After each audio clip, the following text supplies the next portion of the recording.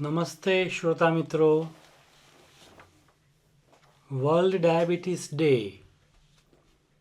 એટલે કે વિશ્વ ડાયાબિટીસ દિવસ વર્ષ 2025 તારીખ 14 નવેમ્બરના રોજ ઉજવાઈ રહ્યો છે. આ દિવસની ઉજવણી કરવા પાછળનો હેતુ વિશ્વના નાગરિકોને, આબાલવૃદ્ધ સૌને આ રોગ વિશેની જાણકારી અને સમજણ વધે અને તે સમજણ વધારે સારી સારવારમાં પરિણમે તે માટેનો છે. આજે મારી સાથે સ્ટુડિયોમાં મારા કલીગ મિત્રો ડૉક્ટર જગદીશ વર્મા, કે જેઓ સાયકિયાટ્રી વિભાગના પ્રોફેસર અને હેડ છે, તેમજ ડૉક્ટર ઉષ્માબેન પરીખ, કે જેઓ એનેસ્થેશિયા ડિપાર્ટમેન્ટમાં આસિસ્ટન્ટ પ્રોફેસર છે, કરમસદની પ્રમુખ સ્વામી મેડિકલ કોલેજ અને ભાઈકાકા યુનિવર્સિટીમાં. તે બંને નિષ્ણાતો સાથે છે અને હું ડૉક્ટર ભાલેન્દુ વૈષ્ણવ આ ચર્ચામાં ભાગ લઈશ. અમે શ્રી કૃષ્ણ હોસ્પિટલ અને ભાઈકાકા યુનિવર્સિટીમાં સ્થાપવામાં આવેલ બ્લિસ સેન્ટર ઓફ સ્પિરિચ્યુઆલિટી અને ઇન્ટિગ્રલ હેલ્થ તરફથી આ આરોગ્ય શ્રેણી આપની સમક્ષ પ્રસ્તુત કરતાં ખૂબ આનંદ અનુભવીએ છીએ. બ્લિસ સેન્ટરને આમ જનતા સાથે, વિદ્યાર્થીઓ અને શિક્ષકો સાથે આ ચરોતર વિસ્તારના તમામ આ પ્રથમ પ્રવૃત્તિ છે અને અમને તેનો ઘણો આનંદ છે. એઝ હેલ્થકેર પ્રોફેશનલ્સ અમે સમજીએ છીએ કે હેલ્થકેરની માહિતી કરતાં વધારે સમજણ આપે એવું શિક્ષણની વધારે જરૂર છે. એટલે આજે આપણે ડાયાબિટીસ અંગેના આ જાતના સમજણ વધારે, સારવાર સુધારે તેવા શિક્ષણની વાત કરીશું. અને મને વિશ્વાસ છે શ્રોતા મિત્રો, જે રેકોર્ડિંગ છે એમાંથી તમને ચોક્કસ તમારા પોતા માટે કાં તો તમારા કુટુંબના સભ્યો માટે જીવન ઉપયોગી ભાથું મળશે. આ વર્ષના વિશ્વ ડાયાબિટીસ દિવસનો સંદેશ છે ડાયાબિટીસ એક્રોસ લાઈફ સ્ટેજીસ. એનો અર્થ એવો કે ડાયાબિટીસ જીવનના પ્રત્યેક તબક્કાને અસર કરે છે. પછી તે સગર્ભા સ્ત્રી હોય, ગર્ભસ્થ શિશુ હોય, બાળક હોય, યુવાન હોય કે પ્રૌઢ અને વૃદ્ધ હોય. એટલે વિશ્વની આરોગ્ય સંસ્થાઓએ એવું સ્વપ્ન સેવ્યું છે કે ડાયાબિટીસના જેટલા પણ દર્દી હોય એમાંથી 80% દર્દીને યોગ્ય નિદાન થાય, 80% દર્દીનું યોગ્ય કંટ્રોલ આવે, ડાયાબિટીસની સાથે બ્લડ પ્રેશર પણ કંટ્રોલમાં આવે અને ટાઈપ 1 એટલે કે જે નાની ઉંમરમાં ડાયાબિટીસ થાય છે તેના 100% બાળકોને સંપૂર્ણ સારવાર મળે. મને એવું પણ સ્વીકારવામાં આવ્યું છે જેમ જેમ વિજ્ઞાનની સમજણ સામાજિક કારણો, social determinants of health, psychological determinants of health અને સ્પિરિચ્યુઅલ ડિટર્મિનન્ટ્સ ઓફ હેલ્થ બાબતમાં વધતી જાય છે, તેમ તેમ સ્વીકારવામાં આવ્યું છે કે વ્યક્તિનું વેલ બિઈંગ એટલે કે તેનું સ્વાસ્થ્ય સારું હોય તો આપોઆપ તેને ડાયાબિટીસ થવાની શક્યતા ઘટે છે અને સ્વાસ્થ્ય સારું રાખવાના પ્રત્યેક પ્રયત્નમાં તેની સાથે સાથે તેનું ડાયાબિટીસ પણ સારું થતું જાય છે. આપણે બધા જ હેલ્થ ચેકઅપ માટે તો જઈએ છીએ અને હેલ્થ ચેકઅપમાંથી આપણને વેલનેસ મળે છે. આપણું કોલેસ્ટ્રોલ નોર્મલ હોય, HbA1c નોર્મલ હોય, બ્લડ પ્રેશર નોર્મલ હોય તો આપણે વેલનેસનું આપણને સર્ટિફિકેટ મળ્યું કહેવાય. એ જાણે કે આરોગ્ય આપણું સારું છે, પણ આરોગ્ય કરતાં એક કક્ષા ઉપર છે, સ્વાસ્થ્યની છે. જો કોઈ વ્યક્તિનું આ બધા જ લેબોરેટરી રિપોર્ટ નોર્મલ હોય પરંતુ તેની માનસિક સ્થિતિ સકારાત્મક હોય, તેના જીવનના કાર્યો તેના ધ્યેય સાથે જોડાયેલા હોય, તેના જીવનના આદર્શો ઉચ્ચ તત્વની સાધનામાં જોડાયેલા હોય, એટલે માણસ પોતાનું જીવન એક ઉચ્ચ આદર્શ માટે જીવતો હોય તો તેને માટે આ બીમારી અને બીમારીમાંથી દૂર થવાની પ્રક્રિયા પણ એક સાધનાનો પથ બની જાય છે. આમ બીમારી તો આપણા ઘણા બધા કારણસર કોઈ એક વ્યક્તિને કે બીજા વ્યક્તિને થઈ શકે છે, પરંતુ સારવાર પ્રત્યેનો આપણો અભિગમ બદલાય તો સારવારનો માર્ગ અને તેનું લક્ષ્ય બંને બદલાઈ જાય છે.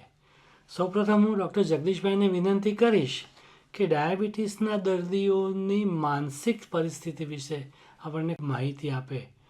શ્રોતા મિત્રો, એમની વાત ખૂબ ધ્યાનથી સાંભળજો. તમે એવું વિચારજો કે જાણે તમે પોતે જ ડાયાબિટીસના દર્દી છો, અથવા આજે કે કાલે તમને કે તમારા કોઈ કુટુંબીજનને માટે ડાયાબિટીસનું નિદાન થયું છે. એની દવા તો ડૉક્ટર કરી આપવાના છે, પણ એ દર્દીના કે દર્દીના સગાના મનમાં શું વીતતું હશે? ડૉક્ટર જગદીશભાઈ, હું તમને વિનંતી કરું છું કે આપ આ જે મનની મૂંઝવણની વાત છે તેના વિશે પ્રકાશ પાડો. થેન્ક યુ ડૉક્ટર બાલેન્દુ સાહેબ.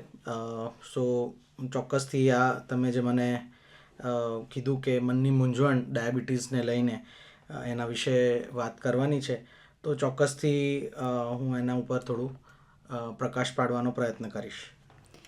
તો ડૉક્ટર જગદીશ, ડાયાબિટીસની પ્રથમ વખત ઓળખ થતાં વ્યક્તિ કેવી લાગણી અનુભવી શકે?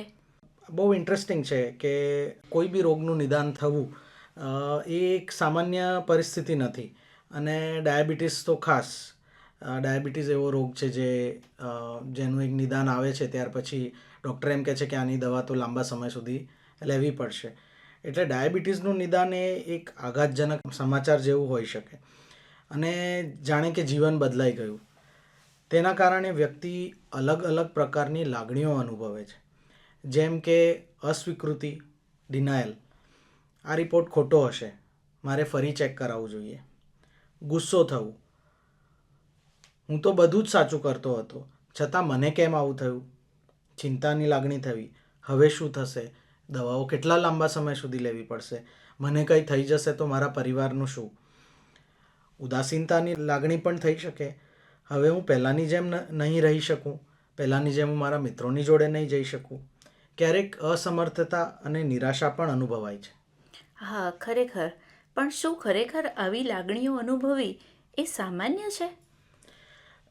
હા, આ એક નોર્મલ અને નેચરલ રિએક્શન છે. આવી લાગણી સંપૂર્ણપણે એક સામાન્ય પ્રતિક્રિયા છે, કારણ કે વ્યક્તિ કંઈક ગુમાવ્યાનો અનુભવ કરે છે. એક લોસની લાગણી એને થાય છે. જેમ કે કોઈના માટે આત્મસન્માન ગુમાવવા જેવું હોઈ શકે, કોઈના માટે સ્વાતંત્રતા ગુમાવવા જેવું હોઈ શકે, અથવા તો પહેલાંની જીવનશૈલી જે જીવી રહ્યો હતો એ ગુમાવવા જેવું છે. આવા અમુક કારણોના લીધે આવી લાગણીઓ અનુભવવી એ ખૂબ જ સામાન્ય છે. તો આવા ભાવાત્મક તબક્કામાં આપણે દર્દીને પરિવાર કે ડૉક્ટર તરફથી કોઈ સ્પેશિયલ મદદ મળી શકે? ચોક્કસ. આ સિચ્યુએશનમાં દર્દીને એના કેરગીવર્સ એટલે કે એની સાથે રહેતા વ્યક્તિઓ, એની સાર સંભાળમાં મદદ કરતા વ્યક્તિઓ, જે ખાસ કરીને એના રિલેટિવ્સ જે હોય છે, એમના માટે સ્વાસ્થ્ય વ્યવહારની સરળતાથી અપનાવી શકે તે માટે સ્વજનોએ ટેકો અને સહાનુભૂતિ આપવી જોઈએ. ઉદાહરણ તરીકે, પરિવારજનોએ દર્દીને સીધા રિપોર્ટ વિશે ન પૂછવું કે આ તમારો ડાયાબિટીસ આજે કેટલો આવ્યો, અથવા ઘણીવાર સીધી સલાહ સૂચન આપે કે તમારે આવું કરવું જોઈએ, તમારે ચાલવા જવું જોઈએ, તમારે આવું ખોરાક લેવો જોઈએ, આવું ના લેવો જોઈએ. ઘણીવાર એ કટાક્ષ પણ કરે કે જો મેં નહોતું કીધું, હવે તને થઈ ગયો ને ડાયાબિટીસ. અગેન્સ્ટ ધેટ દર્દીના સગાએ કદાચ એવી રીતે વાત કરે કે હું તમારા માટે મદદરૂપ કેવી રીતે બની શકું, અથવા એમ કે ચાલો આજે આપણે ચાલવા જઈએ. એમ કહેવું વ્યક્તિ માટે વધારે ટેકારૂપ બની રહે છે. એની સાથે સાથે જે હેલ્થકેર પ્રોવાઈડર છે, ડૉક્ટર છે, ફિઝિયોથેરાપિસ્ટ છે, જે ડાયટિશિયન છે, એમના દ્વારા આપવામાં આવતું જે માર્ગદર્શન છે અને સાચી માહિતી વ્યક્તિને નવી જીવનશૈલી સ્વીકારવામાં સહાય કરે છે. ખરેખર આવું જોવા મળતું હોય છે. તો ડાયાબિટીસની ઓળખ થઈ જાય પછી દૈનિક જીવનમાં વ્યક્તિને કેવા સંઘર્ષો રહેતા હોય છે?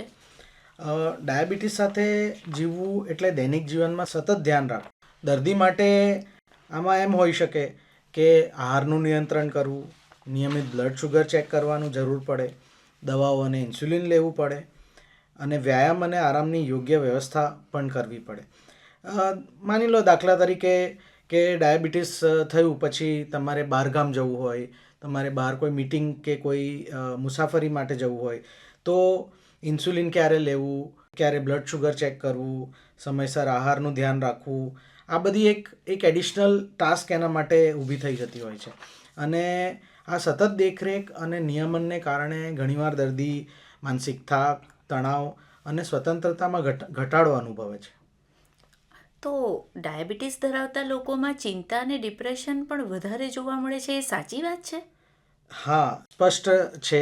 સંશોધનની અંદર એવું જોવા મળ્યું છે આપણને કે ડાયાબિટીસ ધરાવતા લોકોમાં સામાન્ય લોકોની સરખામણી બમણા જેટલું ડિપ્રેશન અને ચિંતા જોવા મળે છે. આ ખાલી એક એવી પરિસ્થિતિ નથી કે આ બે એને ચિંતા થઈ એટલા માટે એને ડિપ્રેશન થાય છે.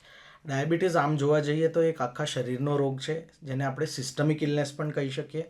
એટલે જેમ ડાયાબિટીસ બધા અંગોની ઉપર અસર કરતો હોય છે, કિડનીની ઉપર અસર કરે, હૃદયની ઉપર અસર કરે, એવી રીતે ડાયાબિટીસ આપણા મન અને મગજની ઉપર પણ અસર કરતો હોય છે. અને એના લીધે રોગ સ્વરૂપે પણ દર્દીને ડિપ્રેશન થવાની, ચિંતા રોગ થવાની અને બીજી માનસિક ત્રુટિઓ થવાની શક્યતાઓ વધી જતી હોય છે. તો આ માનસિક વસ્તુઓ જે થાય છે તે માટેના કારણો શું હોઈ શકે સાહેબ? જેમ આપણે વાત કરી અગાઉ કે સતત રોગની જવાબદારી અને ચિંતા, ભવિષ્યની અનિશ્ચિતતા કે મને કોઈ કોમ્પ્લિકેશન તો નહીં થઈ જશે, પરિવાર કે મિત્રોના સપોર્ટનો અભાવ, ઘણીવાર દર્દી બધું પ્રયત્ન કરતો હોય પણ એને સપોર્ટ ના મળતો હોય, દૈનિક રૂટીનથી થતો તણાવ, એટલે જે રોજબરોજના જીવનમાં જે તણાવ આપણે અનુભવીએ છીએ, અને ક્યારેક તો આર્થિક દબાણ પણ માનસિક સ્થિતિને ખરાબ બનાવે છે. હા, તો એને લીધે તાણ અને ડિપ્રેશન તો થશે જ, પણ એનો સમયસર ઉપચાર જરૂરી છે? હા, જેમ આપણે અગાઉ વાત કરી કે માનસિક તાણ અને ડિપ્રેશન વ્યક્તિની સંભાળના ઉત્સાહને ઘટાડી દે છે. એટલે જે મોટિવેશન છે એનું ઘટી જાય, એ પોતાનું ધ્યાન ન રાખે, પોતાની જે ડાયાબિટીસની દવાઓ લેવાની છે, કસરત કરવાની છે, જે સમયસર એને ખોરાકમાં બદલાવ કરવાના છે, એ બધું કરવાનું મોટિવેશન ઘટી જાય, જેના લીધે ડાયાબિટીસનો રોગ વધારે બગડી શકે છે. એટલું જ નહીં, માનસિક તાણ અને ડિપ્રેશન ફક્ત મનને નહીં, શારીરિક સ્વાસ્થ્યને પણ અસર કરે છે. તાણની સ્થિતિમાં શરીરની અંદર જે સ્ટ્રેસ હોર્મોન્સ છે એ પણ વધી જાય છે અને લોહીમાં શુગરનું પ્રમાણ હજુ વધે છે. તો આવી વસ્તુઓ જે થાય છે જેના માટે માનસિક સ્વાસ્થ્યની મદદ લેવી જોઈએ પણ લોકો લેતા નથી, એના માટે તમારે કંઈ પ્રકાશ પાડવો છે સાહેબ? હા, ચોક્કસ. કેટલાક લોકો મનોચિકિત્સક પાસે જવું શરમની બાબત માને છે, અથવા તેમને લાગે છે કે આ દુર્બળતાનું ચિહ્ન છે. મને તાણની અસર છે એવી સૂઝ ન હોવી, અથવા તો જ્ઞાનનો અભાવ, જેમ કે દવાઓની ટેવ પડી જશે, ડિપ્રેશનની દવાઓ નુકસાન કરી શકે છે વગેરે માનસિક સ્વાસ્થ્યની મદદ લેવામાં અવરોધ બને છે. આ તાણ અને ચિંતા ઘટાડવા માટે કોઈ અલગ સ્ટ્રેટેજી અપનાવી શકે આ દર્દીઓ? ચોક્કસ. કોઈ પણ આવી ક્રોનિક કન્ડિશન હોય એની અંદર જે લાઇફસ્ટાઇલ ચેન્જીસ છે એ ખૂબ જ અગત્યના બની જતા હોય છે. અને જ્યારે હું આમ કહું કે લાઇફસ્ટાઇલ ચેન્જીસ, તો માઇન્ડફુલનેસ મેડિટેશન, યોગ, પિયર સપોર્ટ ગ્રુપમાં જોડાવવું, જર્નલ લખવી, વાસ્તવિક લક્ષ્યાંક નક્કી કરવા અને નાની સફળતાઓની ઉજવણી કરવી. જેમ કે તમે નક્કી કરો કે મારે પહેલાં 10 પોઈન્ટ મારું શુગર ઓછું થવું જોઈએ, અને માની લો કે 10 ના થાય પણ 5 પોઈન્ટ પણ ઓછું થાય, તો it's a win and you should celebrate small wins. સંતુલિત આહાર, નિયમિત ઊંઘ અને હળવો વ્યાયામ, પરિવાર કે હેલ્થકેર ટીમ સાથે ખુલ્લા મનથી વાત કરવી, બધા ઉપાયો દર્દીને ડાયાબિટીસ સાથે જીવનનો ભાગ તરીકે સ્વીકારવામાં મદદરૂપ બની રહે છે. હા, ખૂબ સરસ ડૉક્ટર જગદીશભાઈ, તમે મનની મૂંઝવણને બહુ સુંદર રીતે વાચા આપી. હું માનું છું કે કોઈપણ દર્દી કે તેના સગાઓના વણ બોલાયેલા શબ્દોને તમે વ્યક્ત કર્યા, એટલું જ નહીં પણ તેના માટેનો સચોટ ઉપાય પણ બતાવ્યો. શ્રોતા મિત્રો, હવે આપણે ચર્ચાને આગળ ચલાવીએ. કોઈ પણ રોગ, જીવનની કોઈ પણ પરિસ્થિતિ, મુશ્કેલી, તેમાંથી બહાર આવવું હોય તો એના માટેની કોર વેલ્યુઝ એમાં ઉત્સાહ, ધ્યેય અથવા તો પર્પઝ અને એનર્જી, આ 3 રહેલા છે. માનો કે તમારે કોઈ પરીક્ષા આપવાની છે, કોઈ કાર્ય કરવાનું છે, અથવા તો કોઈ રોગ થયો છે, તો એ જીતવા માટે, કોઈ ક્રિકેટની મેચ રમવાની છે, તો જીતવા માટે enthusiasm, purpose or aim and energy, એ 3 જરૂરના છે. આ 3 વસ્તુ જેની પાસે હોય તે ઊંચામાં ઊંચો પર્વત ઓળંગી શકે છે. અને ઓફકોર્સ પ્રભુ કૃપા અને પ્રભુમાં શ્રદ્ધા. આ બધી શક્તિઓ આપણને દવામાંથી નથી મળવાની. આ બધી શક્તિઓ આપણે આપણા અંતરમાંથી શોધી કાઢવાની છે. મોડર્ન સાયન્સે માનવતાને જેટલી મદદ કરી છે તેનો પાર નથી. પરંતુ મોડર્ન સાયન્સ અમુક કક્ષાએ, અમુક સીમાએ ઊભું રહી જાય છે. અને ત્યારે આપણે આપણા ભારતની પ્રાચીન સંસ્કૃતિમાં જે ખજાનો રહેલો છે તેના તરફ વળવું જોઈએ. આજકાલ યોગાસન, પ્રાણાયામ, પાતંજલિ યોગ, એનાથી કોણ અજાણ છે? આજે આપણી ચર્ચાને આગળ વધારતા ડૉક્ટર ઉષ્માબેન આપણને ડાયાબિટીસ માટે યોગાસન, પ્રાણાયામ અને અન્ય યોગ સૂત્રો વિશે સુંદર માહિતી આપશે. તો આપણે આપણી ચર્ચાના બીજા ભાગ ઉપર આવ્યા છીએ, મનની મૂંઝવણ, અને બીજો ભાગ હવે આંતરિક સજ્જતા કેળવવી.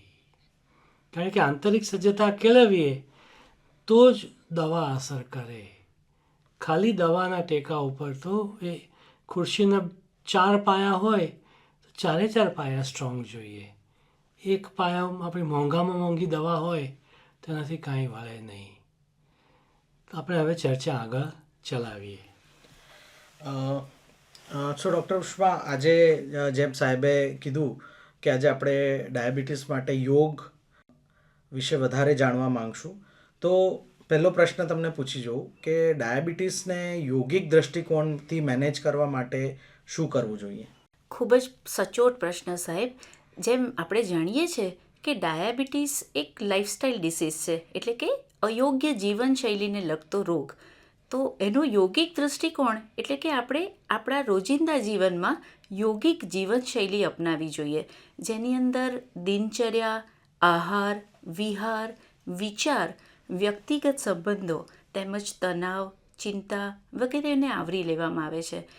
યોગમાં અમુક આસન, પ્રાણાયામ, મુદ્રા, ક્રિયાઓ અથવા વિધિ અને ઇવન એક્યુપ્રેશર હોય છે જે દરેક રોગોને વધવા ન દે એના માટે કરી શકાય છે. આમ યોગમય જીવન એટલે ડાયાબિટીસનું મેનેજમેન્ટ કરવાનું એક સંપૂર્ણ પેકેજ. સાવ સાચી વાત. આજકાલ જીવનશૈલી ખૂબ જ અનિયમિત થઈ ગઈ છે. તો તમારા મતે ડાયાબિટીસના દર્દીઓ માટે દિનચર્યા કેવી હોવી જોઈએ? નિયમિતતા એ ખરેખર સર્વશ્રેષ્ઠ દવા છે. જેમ આપણા જૂના લોકો સવારે વહેલા ઉઠતા બ્રહ્મ મુહૂર્તમાં ઉઠવું, યથાશક્તિ સૂર્ય નમસ્કાર કરવા અથવા ચાલવા જવું, યોગ અને પ્રાણાયામ માટે એક ચોક્કસ સમય ફાળવવો અને એને આપણા દિનચર્યાનો એક ભાગ બનાવવો, ભોજનનો સમય નિશ્ચિત રાખવો અને રાત્રે વહેલા સૂઈ જવું. જ્યારે તમે નિયમિત દિનચર્યાનું પાલન કરો ત્યારે શરીરની બાયોલોજિકલ ક્લોક એટલે કે જૈવિક ઘડિયાળ નિયમિત થાય અને એનાથી ઇન્સ્યુલિનનું ઉત્પાદન અને સંવેદનશીલતા એટલે કે સેન્સિટિવિટી કુદરતી રીતે સુધરે અને ઇન્સ્યુલિન એ આ પેનક્રિયાસમાંથી નીકળતો સ્ત્રાવ છે જે ડાયાબિટીસને ટ્રીટ કરવામાં મદદ કરે છે. બહુ ઇમ્પોર્ટન્ટ પોઈન્ટ તમે કીધો કે આંતરિક ઘડિયાળ, તો ઝીટ જેબર્સ કહેવાય છે એને અમારી સાયકેટ્રીની ભાષામાં. તો એ આંતરિક ઘડિયાળને સાચવવી એ બહુ જ જરૂરી છે અને એના માટે તમે જે સૂચનો કીધા એ ખૂબ અગત્યના છે. તો આપણે આગળ વધીએ. આહાર વિશે વાત કરીએ તો ડાયાબિટીસના દર્દીઓ માટે યોગિક અને સાત્વિક આહાર કેવો હોવો જોઈએ? એકચ્યુઅલી યોગ મુજબ આહાર સાત્વિક, તાજો અને પ્રકૃતિની નજીકનો હોવો જોઈએ. યુઝ્યુઅલી જટિલ કાર્બોહાઈડ્રેટ જેમ કે આખા અનાજ અને પુષ્કળ ફાઇબર્સ લેવા જોઈએ. ખાસ કરીને લો ગ્લાયસેમિક ઇન્ડેક્સવાળા ખોરાક જેમ કે લીલા શાકભાજી, ફણગાયેલા કઠોળ એ વધુ પ્રમાણમાં લેવા જોઈએ. જંક ફૂડ, પ્રોસેસ ફૂડ અને અતિશય મીઠાઈવાળી વસ્તુઓનો તો સંપૂર્ણ ત્યાગ કરવો જોઈએ. વધુ અગત્યનું, દિવસમાં 5 થી 6 વખત થોડા થોડા પ્રમાણમાં ખાવું, જેથી સ્વાદુપિંડ પર એકસાથે ભાર ના આવે. અને હા, એક જાણવા જેવી વાત છે કે ખોરાકને ખૂબ ચાવીને અને ધીમે ધીમે ખાવો. ધીમે ધીમે ખાવાથી સટાઇટી સેન્ટર એટલે કે સંતૃપ્તિ કેન્દ્ર જે આપણા મગજમાં રહેલું છે એને યોગ્ય સંકેત મળે, જે તમને ઓછું ખાવામાં માનસિક રીતે સાયકોલોજીકલી મદદ કરે અને બ્લડ શુગરને નિયંત્રિત કરવામાં મદદ કરે. તદુપરાંત નાની થાળી, નાની ચમચી, ખાતા પહેલાં એક નાનકડી પ્રાર્થના વગેરે પણ આ સંદર્ભમાં સાયકોલોજીકલી ધીરે ખાવામાં મદદરૂપ થઈ શકે. ખૂબ જ સરસ તમે વાત કરી કે એક નાનકડું બિહેવિયર કે વાટકીની સાઇઝ નાની કરવી એ પણ ખૂબ અગત્યનું હોઈ શકે છે. તો આગળ વધીએ. તમે વિચારો વિશે અગાઉ વાત કરી, તો વિચાર એટલે કે આપણી માનસિકતામાં શું પરિવર્તન જરૂરી છે? આ ખૂબ જ તાર્કિક પ્રશ્ન છે. એકચ્યુઅલી જે મેં આહારની વાત કરી એવો એક માનસિક આહાર બી છે. માનસિક આહાર પણ આપણો ઇમોશનલ અને સ્પિરિચ્યુઅલ આહાર પણ જો યોગ્ય બને તો વિચારો સારા બને, અને વિચારો સારા બને તો આપણે સારો સંકલ્પ કરી શકીએ. જેમ તમે કહ્યું સાહેબ, એવી રીતે ડાયાબિટીસનું એક મોટું કારણ તો સ્ટ્રેસ એટલે કે તણાવ છે. તો યોગિક અભિગમમાં સૌથી પહેલું પગથિયું સકારાત્મક સંકલ્પનું છે કે આપણે પહેલાં તો એ રોગને સ્વીકાર્યો અને એનાથી ડર્યું નહીં. નકારાત્મકતા, ક્રોધ અને સતત ચિંતા બ્લડ શુગરને ખૂબ જ વધારે છે. તેથી દરરોજ શાંતિથી બેસીને આત્મનિરીક્ષણ કરવું, શ્વાસ પ્રેક્ષા કરવી, યોગ નિંદ્રા જેવી વસ્તુઓ શીખવી અને જીવન પ્રત્યે આભારની લાગણી કેળવવી, આ વિચાર શુદ્ધિ ડાયાબિટીસના નિયંત્રણની પ્રથમ ચાવી છે. તો ડાયાબિટીસના નિયંત્રણમાં કયા યોગાસન સૌથી વધુ ફાયદાકારક છે અને તેઓ કેવી રીતે મદદ કરે છે? આ જે પણ આસનો પેટના અંગો, ખાસ કરીને સ્વાદુપિંડ એટલે કે પેનક્રિયાસને ઉત્તેજિત કરે તે બધા જ આસનો ખૂબ જ ઉપયોગી છે. તેમાં મુખ્ય આસનો છે પશ્ચિમોત્તાનાસન, જેને ફોરવર્ડ બેન્ડ કહેવાય છે, પાદહસ્તાસન જે પશ્ચિમોત્તાનાસનનું જ સ્ટેન્ડિંગનું વર્ઝન છે, અર્ધ મત્સ્યેન્દ્રાસન જેને હાફ સ્પાઇનલ ટ્વિસ્ટ કહે છે, ભુજંગાસન, ધનુરાસન, શશાંકાસન અને મંડુકાસન. મંડુકાસન એટલે ફ્રોગ પોઝ. આ બધા જ આસનો ક્યાં તો સ્વાદુપિંડ અને પાચનતંત્રના અવયવોને સંકોચે, ઉત્તેજિત કરે અથવા સ્ટિમ્યુલેટ કરે, જેનાથી ઇન્સ્યુલિનનો સ્ત્રાવ યોગ્ય માત્રામાં થાય. ભોજન પછી થોડી વખત વજ્રાસનમાં બેસવું એ પણ પાચનને ઘણા અંશે સુધારે છે. તો યોગની અંદર શ્વાસનું ઘણું મહત્ત્વ છે. તો પ્રાણાયામ ડાયાબિટીસને મટાડવામાં મદદ કરે છે? હા, પ્રાણાયામ એટલે ખરેખર તો પ્રાણનો આયામ, એટલે કે આપણા પ્રાણને કે આપણા શ્વાસને કંટ્રોલમાં લેવો. પણ ફક્ત પ્રાણાયામથી ડાયાબિટીસને મટાડી ન શકાય, પણ હા, ચોક્કસપણે એને કંટ્રોલમાં કરી શકાય. કપાલભાતિ અને ભ્રસ્તિકા જેવા ક્રિયાત્મક પ્રાણાયામ શરીરના ચયાપચય એટલે કે મેટાબોલિઝમને ગતિ આપી અને શક્તિ વધારે છે. આ ઉપરાંત સૂર્યભેદન પ્રાણાયામ, જેને રાઇટ નોસ્ટ્રિલ બ્રીધિંગ એટલે કે જમણા નાકોરામાંથી શ્વાસ લેવો અને બહાર કાઢવો, એ પણ ઉર્જાના વપરાશ વધારવા માટે ઉત્તમ છે, જેને ભોજનના અગાઉ સમયમાં કરવું ખાસ લાભદાયી છે. બીજી બાજુ અનુલોમ વિલોમ એટલે કે ઓલ્ટરનેટ નોસ્ટ્રિલ બ્રીધિંગ અને ભ્રામરી જેવા પ્રાણાયામો મનને અત્યંત શાંત કરી અને તણાવ મુક્ત કરે છે, જે બ્લડ શુગર ઘટાડી અને સીધી રીતે મદદરૂપ થાય છે. તણાવ ઘટાડવો એ ડાયાબિટીસ મેનેજમેન્ટનો સૌથી મોટો ભાગ છે. ખૂબ સરસ તમે વાત કરી. અંતે આ પાંચેય સ્તંભો ડાયાબિટીસ માટે કેવી રીતે એક હોલિસ્ટિક રેમેડી એટલે કે સંપૂર્ણ ઉપચાર બની શકે? હા સાહેબ, આ પાંચેય સ્તંભો એકબીજાની સાથે જોડાયેલા છે. જ્યારે તમે સારો આહાર લો છો, સકારાત્મક વિચારો રાખો, નિયમિત દિનચર્યા પાળો, નિયમિત યોગ અને પ્રાણાયામ કર્યો, સૂર્ય નમસ્કારને તમારું રૂટીન બનાવો, ત્યારે માત્ર બ્લડ શુગરને નિયંત્રિત નથી કરતા, પણ તમે રોગના મૂળભૂત કારણ એટલે કે રૂટ કોઝ પર કામ કરો છો, જેનાથી શરીરનું આંતરિક સંતુલન એટલે કે ઇન્ટરનલ બેલેન્સ ખૂબ જ જળવાઈ જાય છે. આ યોગિક જીવનશૈલી ડાયાબિટીસને દવાઓ સાથે નહીં, પણ સ્વસ્થ જીવનશૈલી દ્વારા નિયંત્રિત કરવાનો માર્ગ છે. ખૂબ સુંદર. આહાર, વિહાર, આચાર અને વિચાર. આહાર ઉપર આપણે કંટ્રોલ કરીએ, પરંતુ વિહાર એટલે કે ફિઝિકલ એક્ટિવિટી પૂરતી ન હોય તો પૂરો ફાયદો નથી મળતો. આહાર અને વિહાર બંને ઉપર કંટ્રોલ કરીએ, પરંતુ આપણો આચાર એને અનુરૂપ ન હોય, આપણું વર્તન, આપણો વ્યવહાર એ સુચારું ના હોય, હાર્મોનિયસ ના હોય, તો આહાર અને વિહારનો ફાયદો અડધો થઈ જાય છે. આહાર, વિહાર અને આચાર ત્રણથી ઉપર આપણા મનની સ્થિતિ આવે છે. જેણે આ લખ્યું છે કેટલો પ્રાસ મળ્યો છે. આહાર, વિહાર, આચાર અને વિચાર. એક કૂતરું પણ કેટલું દોડે છે, પણ એ સ્વાસ્થ્ય નથી.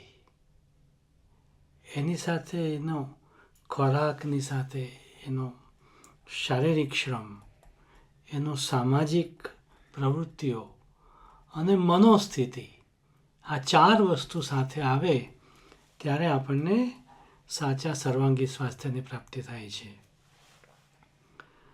શ્રોતા મિત્રો, સાચું કહીએ તો ડાયાબિટીસ કે બીજા કોઈ પણ રોગ, તેની સારવાર એટલે જીવનનું શાસ્ત્ર છે. માણસે પોતાના આ 4 આયામો ઉપર એકદમ સ્પષ્ટ દ્રષ્ટિ કરવી જોઈએ. અને આપણે જાણીએ છીએ કે સાધુ સંતોને ડાયાબિટીસ નથી થતું, થાય છે.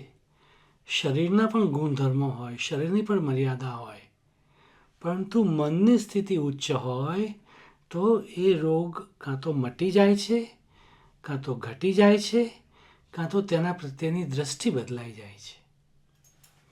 ઈશોપનિષદમાં બહુ સુંદર કીધું છે, ઈશાવાસ્યમ ઇદમ સર્વમ યત્કિંચ જગત્યામ જગત તેન ત્યક્તેન ભુંજીથા મા હૃદય કસ્ય સિદ્ધનમ કુર્વન્નૈવ કર્માણિ જીજી વિશેષતમ સમા એવમ ત્વયી ન્યાન્યથા તોસ્તિ ન કર્મ લિપ્યતે નરે. આહાર, વિહાર, આચાર અને વિચાર ને જો આપણે એક દિવ્ય શક્તિના અનુસંધાનમાં ગોઠવીએ, પ્રાર્થના, ધ્યાન, પ્રભુને સંબોધન, સમર્પણ, વૈજ્ઞાનિક દ્રષ્ટિએ પણ પુરવાર થયું છે કે જે લોકોના દૈનિક જીવનમાં આધ્યાત્મિકતા વણાયેલી હોય તેમને રોગ થતો નથી અથવા ઓછી અસર કરે છે. શૂળીનો ઘા સોયથી જતો રહે છે. એટલે આ એક વણ કહેલું પણ ભારતીય સંસ્કૃતિનું પાયાનું પરિબળ છે કે જેને વિશ્વ જાણવા માંડ્યું છે, પરંતુ આપણા માટે અજાણ્યું નથી. થોડા સમય પહેલાં અમે દુબઈમાં ધ મ્યુઝિયમ ઓફ ફ્યુચરમાં ગયા હતા અને તેમણે આજથી 50 વર્ષ પછી વિશ્વ કેવું હશે એના બધા જુદા જુદા ખંડો હતા અને એમાંનો એક ખંડ હતો મેડિટેશનનો. એટલે વૈજ્ઞાનિકો પણ સ્વીકારે છે કે મનનો વિકાસ તો જરૂરી છે જ, પણ મનની શાંતિ અને મન પોતાની ઊંચી ચેતના સુધી પહોંચે એ પણ એક ભવિષ્યનું દર્શન છે. ભવિષ્યનો માણસ કેવો હશે? ભવિષ્યનો માણસ મનથી ઊંચેની શક્તિના સંપર્કમાં હશે. તો મને ખાતરી છે શ્રોતા મિત્રો કે આજના આ અર્થસભર ચર્ચાથી આપને એક જીવન જુદી રીતે જીવવાની દ્રષ્ટિ, દિશા અને શક્તિ પૂરી પાડશે. એ માટે અમે તો માત્ર નિમિત્ત છીએ અને અમે પ્રભુ કૃપા પ્રત્યે કૃતજ્ઞતા વ્યક્ત કરીએ છીએ. નમસ્તે ડૉક્ટર જગદીશભાઈ, નમસ્તે ડૉક્ટર ઉષ્માબેન. નમસ્તે. Thank you. નમસ્તે.